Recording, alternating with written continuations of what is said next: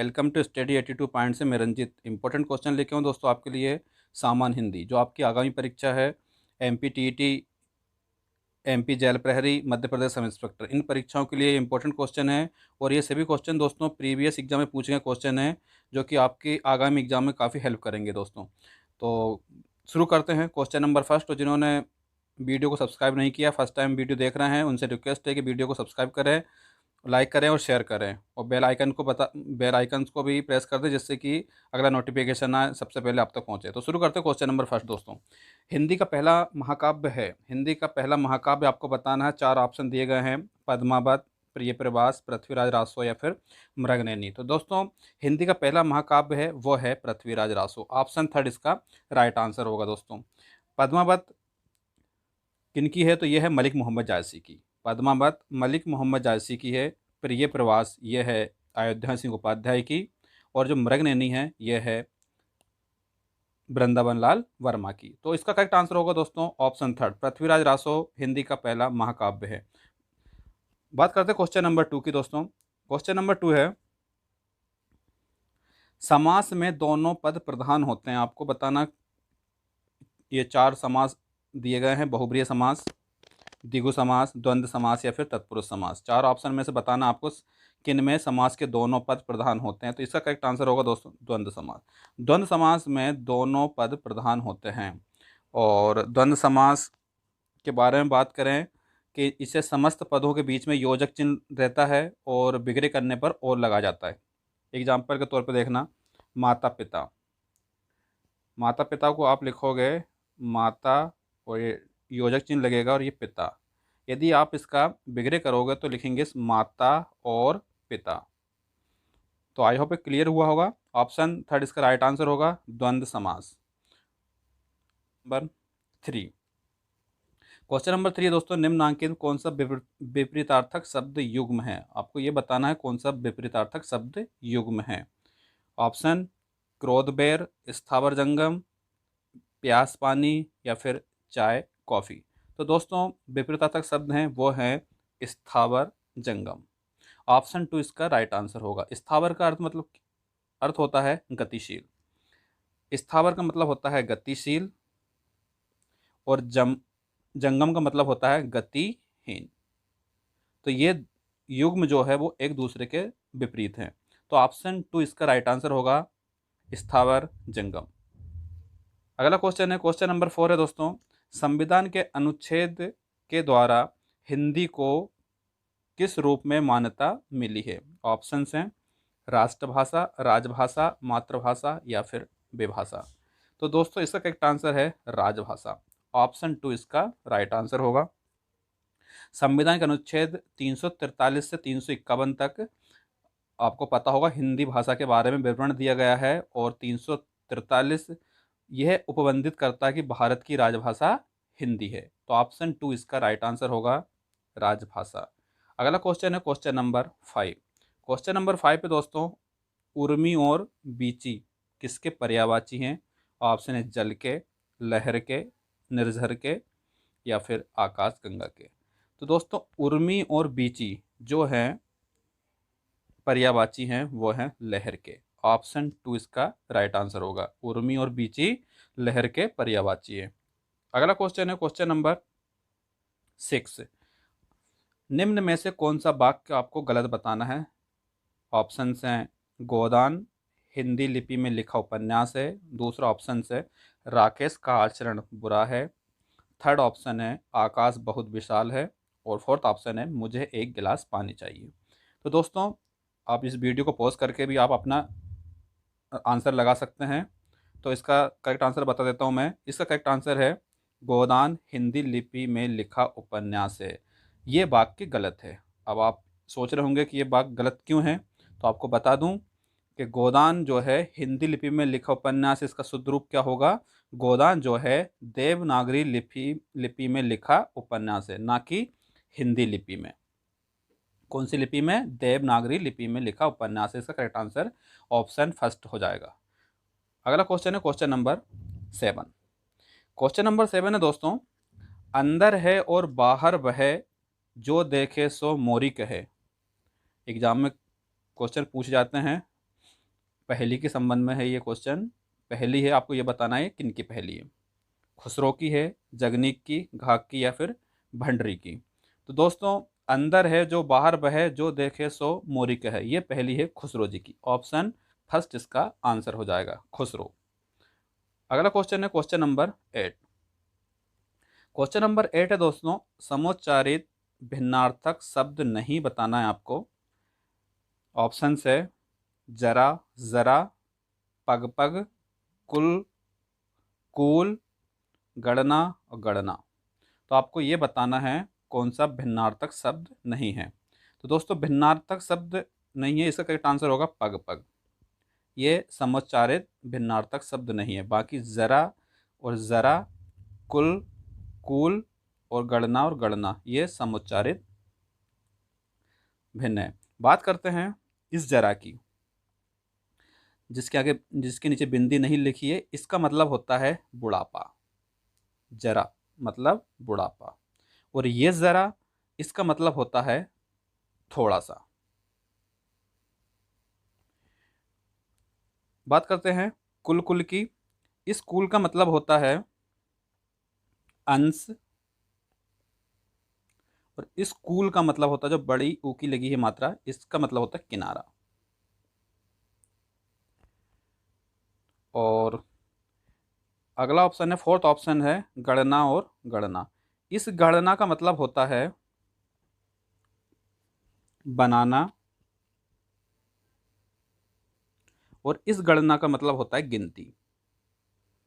I hope आपको clear हुआ होगा। बात करते हैं क्वेश्चन नंबर 9 की। क्वेश्चन नंबर 9 है दोस्तों, रामचंद्रिका नामक काव्य ग्रंथ के रचनाकार आपको बताना है। 4 ऑप्शन दिए गए हैं, अग्रदास, मैथिलीशरण गुप्त, केशवदास या फिर रामभद्र आचार्य। तो रामचंद्रिका जो है दोस्तों, वो लिखी है केशवदास जी ने। ऑप्शन थर्ड इसका राइट आंसर हो जाएगा दोस्तों। और इनकी अन्य रचना भी है, जैसे कि रसिक प्रिय, रसिक प्रिया, कवि प्रिया। और इनको कठिन काव्य का प्रयत्न की भी संज्ञा दी गई है, किनको? केशवदास जी को। तो आई होप आप क्लियर हुआ होगा रामचंद्रिका, केशवदास। बात करते हैं क्वेश्चन नंबर 10 की। क्वेश्चन नंबर 10 है दोस्तों, अपनी मनमानी करना और दूसरे के साथ तालमेल ना रखना हेतु उपयुक्त लोकोक्ति आपको बताना है। कौन सी होगी? ऑप्शन है आधा तीतर आधा बटेर, अपनी अपनी ढपली अपना अपना राग, अंधे नगरी चौपट राजा, विनाश काले विपरीत बुद्धि। तो अपनी मनमानी करना और दूसरों के साथ तालमेल ना रखने, इसको बोलते हैं अपनी अपनी ढपली अपना अपना राग। तो इसका करेक्ट आंसर होगा option number 2। Question number 11। Question number 11 दोस्तों, उपकार को मानने वाला, जिसको हम क्या क्या कहते हैं? उपकारी, कृतज्ञ, परोपकारी या इप्सित। तो उपकार को मानने वाले को हम बोलते हैं कृतज्ञ। जो उपकार माने उसको हम बोलते हैं कृतज्ञ। ऑप्शन 2 इसका राइट आंसर हो जाएगा। क्वेश्चन नंबर 12 पे चलते हैं। समास के प्रकार बताना आपको। 4 ऑप्शन दिए गए हैं, 5 होते हैं, 6 होते हैं, 8 होते हैं या फिर 10 होते हैं। तो दोस्तों, समास के प्रकार होते हैं, वो होते हैं 6। तो इसका करेक्ट आंसर होगा ऑप्शन 2, 6। अब 6 कौन कौन से होते हैं, तो आप कॉपी में नोट कर लें। पहला है तत्पुरुष समास, दूसरा है अवयवी भाव समास, तीसरा है द्विगु समास, फोर्थ है द्वंद्व समास, 5 है कर्मधारय समास और 6 है वो है बहुब्रीय समास। तो समास के कितने हैं? 6 हैं। आगे चलते हैं क्वेश्चन नंबर 13 पे।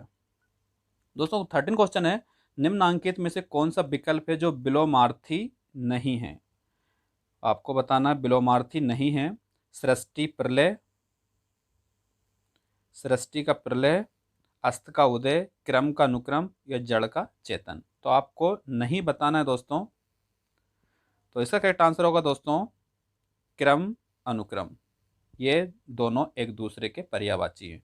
और जो जो ऊपर का पहला ऑप्शन है सृष्टि प्रलय, ये एक दूसरे के विलोम है। अस्त और उदय ये भी विलोम है एक दूसरे के। जड़ और चेतन ये भी विलोम है। लेकिन ऑप्शन थर्ड ये एक दूसरे के पर्यायवाची, क्रम अनुक्रम। तो ऑप्शन थर्ड इसका राइट आंसर हो जाएगा दोस्तों। बात करते हैं क्वेश्चन नंबर 14 की। आपको कृष्ण शब्द का अर्थ बताना है। 4 ऑप्शन दिए गए हैं, वासुदेव, वेद व्यास, श्याम या उक्त सभी। तो कृष्ण शब्द का पर्यायवाची है उक्त सभी। ऑप्शन 4 इसका राइट आंसर होगा। ये कृष्ण के ही पर्यायवाची वासुदेव, वेद व्यास और श्याम, इन ये सभी कृष्ण के पर्यायवाची है। बात करते हैं क्वेश्चन नंबर 15 की। क्वेश्चन नंबर 15 दोस्तों, किस छंद के प्रत्येक चरण में 26 मात्राएं और 14 और 12 मात्राओं के बाद में यति होती है? ऑप्शंस हैं गीतिका में, हरि गीतिका में, उल्लाला में या फिर रोला में। तो इसका करेक्ट आंसर होगा दोस्तों गीतिका। गीतिका में दोस्तों 26 मात्राएं होती है, प्रत्येक चरण में 26 मात्राएं होती है, 14 और 12 मात्राओं के बाद में इसमें यति होती है। बात करें हरि गीतिका की, दोस्तों हरि गीतिका जो है इसमें भी 4 चरण होते हैं और ये भी एक सममात्रिक छंद है और इसमें कुल 28 मात्रा होती है। हरि गीतिका में कितनी होती है? 28 मात्राएं होती है, 16 और 12 पर अति होती है और अंत में लघु गुरु होता है। बात करें उल्लाला की, उल्लाला भी दोस्तों ये भी एक सममात्रिक छंद है, सममात्रिक छंद है उल्लाला भी, और इसके प्रत्येक चरण में 13 मात्राएं, 13 और 15 मात्राएं होती है, कुल होती है 26 मात्राएं होती है इसमें। जैसे कि कई किताबों में उल्लाला के 2 भेद दिए हैं, कभी 26 मात्राएं दी है और कहीं 28 मात्रा दी है दोस्तों। यदि आपको इसके बारे में पूरी जानकारी चाहिए तो आप मुझे कमेंट्स में ज़रूर लिख के बताना, मैं उल्लाला जो है उसको बहुत अच्छे से आपको समझाऊंगा। तो इसका करेक्ट आंसर होगा दोस्तों ऑप्शन फर्स्ट आपको बता दिए गीतिका है, और ऑप्शन 4 है रोला। रोला के बारे में बता दूं दोस्तों, रोला जो है ये भी एक सममात्रिक छंद है और इसमें भी 24 मात्राएं होती है और विषम में 11 और सम में 13 मात्राएं, अंत में लघु गुरु होता है। तो रोला में भी, तो इसमें कितनी होती है? रोला में 24, रोला में 24 होती है, उल्लाला में 26 और 28 भी होती है, हरि गीतिका, हरि गीतिका में भी 28 मात्रा होती है और गीतिका में 26 मात्रा होती है। तो इसका करेक्ट आंसर होगा दोस्तों गीतिका। ऑप्शन फर्स्ट इसका राइट आंसर हो जाएगा। किस छंद के प्रत्येक चरण में 26 मात्राएं, 14 और एवं 12 मात्रा के बाद यति होती है? तो ये होती है गीतिका में। Option first is right answer. बात करते हैं क्वेश्चन नंबर 16 की। क्वेश्चन नंबर 16 दोस्तों, ब्लैंक्स दिया गया है कि व्याप्ति कई वाक्यों तक पहुंचती है, तो आपको इसमें फिल करना है मुहावरे, अन्योक्ति, लोकोक्ति या भिन्नार्थक शब्द। आप वीडियो पॉज करके भी इसका आंसर दे सकते हैं दोस्तों। तो इसका करेक्ट आंसर है लोकोक्ति। लोकोक्ति की व्याप्ति कई वाक्यों तक पहुंचाती है और लोकोक्ति का मतलब होता है लोक प्लस उक्ति, जिसके माध्यम से आम बोलचाल की जो भाषा है कोई सार्थक बात संकेतों में कही जाती है, तो इसलिए लोकोक्ति इसका राइट आंसर हो जाएगा दोस्तों। लोकोक्ति की व्याप्ति कई वाक्यों तक पहुंचती है, ऑप्शन थर्ड इसका राइट आंसर हो जाएगा। क्वेश्चन नंबर 17 है दोस्तों, ब्लैंक्स में किसी व्यक्ति के जीवन चरित्र का वर्णन होता है, किसमें होता है? एकांकी में, प्रबंध काव्य में, प्रगीत में या गीति नाट्य में? तो ये होता है दोस्तों प्रबंध काव्य में। ऑप्शन 2 इसका राइट आंसर हो जाएगा। प्रबंध काव्य में किसी व्यक्ति के जीवन चरित्र का वर्णन होता है और इसके भी 2 प्रकार होते हैं प्रबंध काव्य के। पहला है महाकाव्य और दूसरा है खंड काव्य। ये प्रबंध काव्य के अंतर्गत आते हैं। तो इसका करेक्ट आंसर होगा ऑप्शन 2। अगला क्वेश्चन है क्वेश्चन नंबर 18। क्वेश्चन नंबर 18 है दोस्तों, जिन वाक्यों से एक क्रिया से दूसरी क्रिया पर निर्भर होने का बोध होता है उसको हम क्या कहते हैं? ऑप्शन है विधानवाचक, संदेहवाचक, संकेतवाचक या फिर इच्छावाचक। तो दोस्तों इसका करेक्ट आंसर होगा संकेतवाचक। जिन वाक्यों से एक क्रिया के दूसरे क्रिया पर निर्भर होने का बोध होता है उसको हम बोलते हैं संकेतवाचक। डेफिनेशन है, मान के चलिए आप इसे याद कर सकते हैं, संकेतवाचक। बात करते हैं क्वेश्चन नंबर 19 की। क्वेश्चन नंबर 19 दोस्तों, मैं चाहता हूं कि मैं भी कल तुम्हारे साथ ही घर चलूं। मैं चाहता हूं कि मैं भी कल तुम्हारे साथ ही घर चलूं। ऑप्शन है विधानवाचक, संदेहवाचक, संकेतवाचक या फिर इच्छावाचक। तो दोस्तों मैं चाहता हूं ये मेरी इच्छा है, सेंटेंस आपको पता चल गया होगा। ऑप्शन 4 इसका राइट आंसर हो जाएगा। इच्छावाचक, मेरी इच्छा है कि मैं कल तुम्हारे साथ ही घर चलूँ। क्वेश्चन नंबर 20 है दोस्तों, और इस वीडियो का अंतिम क्वेश्चन है, कलम तोड़ना मुहावरे का आशय है। कलम तोड़ना, ऑप्शन है न्यायाधीश द्वारा फैसला लिखने के बाद कलम तोड़ देना, बहुत अच्छा लिखना, अंतिम निर्णय देना, या 4 ऑप्शन है परीक्षा में कुछ ना बनने पर विद्यार्थी को कलम तोड़ते रहना। तो इसका करेक्ट आंसर होगा दोस्तों बहुत अच्छा लिखना। कलम तोड़ना मतलब बहुत अच्छा लिखना। ऑप्शन 2 इसका राइट आंसर हो जाएगा दोस्तों। बात दोस्तों इस पीडीएफ की ये आंसर की है, और सभी 1 से लगा के 20 तक की आंसर की है, और इसको मैं टेलीग्राम चैनल पर शेयर कर दूंगा। इस पीडीएफ को वहाँ से डाउनलोड कर सकते हैं।